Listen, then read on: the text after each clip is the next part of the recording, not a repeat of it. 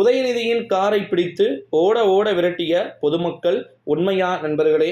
தமிழச்சி தங்கப்பாண்டியனை விரட்டியாச்சு, துரை முருகன் மற்றும் துரை முருகன் மகனை விரட்டியாச்சு, கனிமொழிய துரத்தியாச்சு, தமிழச்சி தங்கப்பாண்டியன் சொல்லி ஜெகத் ரட்சகனை துரத்தியாச்சு, ஆந்திராவில் இருக்கக்கூடிய முதலமைச்சர் என்றும் பார்க்காமல் ஜெகன்மோகன் ரெட்டியின் மீதே பார்த்தீங்கன்னா இந்த ஒரு சூழ்நிலையில தான் உதயநிதி அவர்கள் அடுத்ததாக குறிப்பாக பார்த்தீங்கன்னா சேப்பாக்கம் திருவல்லிக்கேணி தொகுதியை சேர்ந்த எம்எல்ஏவாக உதயநிதி ஸ்டாலின் அவர்கள் இருந்து கொண்டிருக்கக்கூடிய ஒரு வேளையில தான் எந்த தொகுதியில தோற்றாலுமே பார்த்தீங்கன்னா அந்த கட்சியுடைய மாவட்ட செயலாளர்களோ அல்லது அந்த தொகுதியுடைய பொறுப்பாளர்களோ பார்த்தீங்கன்னா பதவியிலிருந்து நீக்குவதற்கு வாய்ப்புகள் மற்றும் சாத்தியக்கூறுகள் இருக்கு அப்படின்னு சொல்லிட்டு தகவல்கள் என்பது வெளியாகி கொண்டிருக்கக்கூடிய ஒரு வேளையில தான் உதயநிதியின் காரை பிடித்து ஓட ஓட விரட்ட வேண்டிய ஒரு சூழலுக்கு பொதுமக்கள் தள்ளப்பட்டிருப்பதாக செய்திகள் அப்படின்றது வெளியாகி இருக்கு.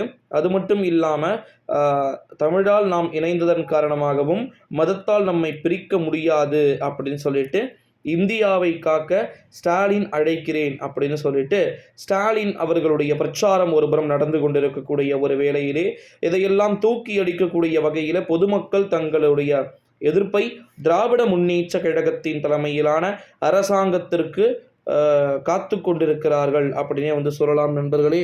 ஸோ அது மட்டும் இல்லாமல் இன்னொரு மிக முக்கியமான ஒரு தகவல் என்ன அப்படின்னு பார்த்தீங்கன்னா, நம்முடைய தமிழகத்தின் முதலமைச்சர் மாண்புமிகு திரு ஸ்டாலின் அவர்களுடைய மகனாக உதயநிதி ஸ்டாலின் அவர்கள் இருப்பதன் காரணமாக எங்கு சென்றாலுமே பார்த்தீங்கன்னா நல்ல ஒரு வரவேற்பு அப்படின்றது நம்முடைய உதயநிதி ஸ்டாலின் அவர்களுக்கு கிடைக்கின்றது.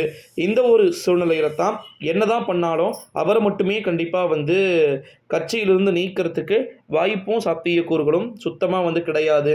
இந்த ஒரு சூழ்நிலையில தான் உதயநிதியின் காரை பிடித்து ஓட ஓட விரட்ட வேண்டிய ஒரு சூழல்களுக்கு பொதுமக்கள் தள்ளப்பட்டிருப்பதாக தகவல்கள் வெளியாகி பிரசாந்த் கிஷோர் ஒருபுறம் ஏற்கனவே திமுகவிற்கு தூது விட்டிருக்கிறார்.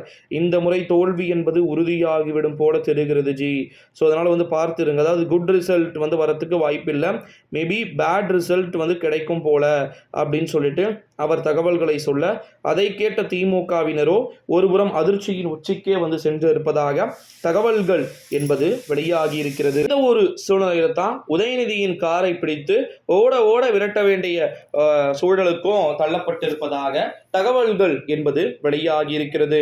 உண்மையில 2024ஆம் ஆண்டு நாடாளுமன்றத்துடைய தேர்தலில் வெற்றி என்ற ஒரு இலக்கோடு யார் எல்லாம் பயணிக்க போகிறார்கள், யார் யாரெல்லாம் வெற்றியை தக்க வைக்க போகிறார்கள், எது எப்படியாக இருந்தாலும் சரி திமுகவினர் தோற்பது ஏறத்தாழ உறுதியா அப்படின்னு கேட்டீங்கன்னா, தோற்பது அப்படின்றத தாண்டி தோற்கக்கூடிய தொகுதிகள் நிறைய இருக்கிறது அப்படின்னே சொல்லிவிடலாம் நண்பர்களே. ஸோ வெயிட் பண்ணி பார்க்கலாம். நன்றி.